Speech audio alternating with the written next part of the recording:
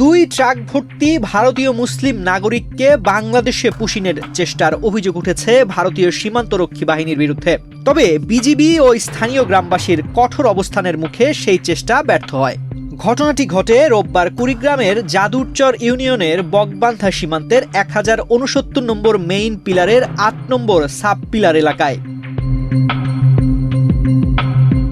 এর আগে শনিবার রাতেও একই সীমান্তে সুদূর টিলা ক্যাম্প থেকে 2 ট্রাকে করে বেশ কিছু মানুষকে সীমান্তের কাঁটাতারের কাছাকাছি আনা হয় বলে জানা যায়।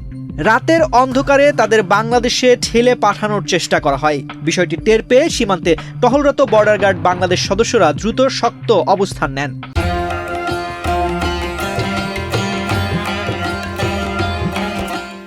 খবর ছড়িয়ে পড়লে স্থানীয় বাসিন্দারাও বিজিবির সমর্থনে লাঠিসোঁটা নিয়ে সীমান্ত এলাকায় জড়ো হয়ে সতর্ক অবস্থান গ্রহণ করেন।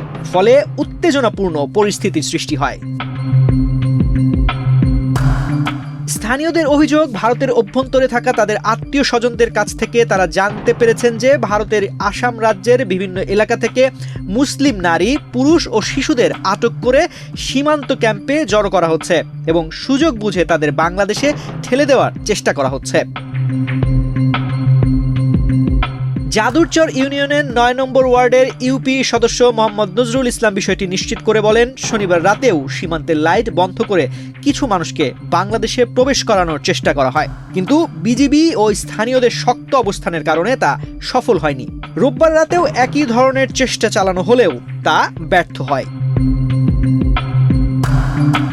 এ বিষয়ে জামালপুর 35 বিজিবির অধীন খেওয়ারচর বিওপির ল্যান্স নায়েক সুমন আলী বলেন, সীমান্তের ওপারে ক্যাম্পের লোকজন ধরে এনে বাংলাদেশে পুশিনের চেষ্টা করা হচ্ছে। তবে বিজিবি ও স্থানীয়রা সতর্ক অবস্থানে রয়েছে, কোনোভাবেই অবৈধ অনুপ্রবেশ হতে দেওয়া হবে না। সর্বশেষ পরিস্থিতিতে সীমান্ত এলাকায় বিজিবি ও গ্রামবাসীর টহল ও নজরদারি জোরদার করা হয়েছে বলে জানা গেছে।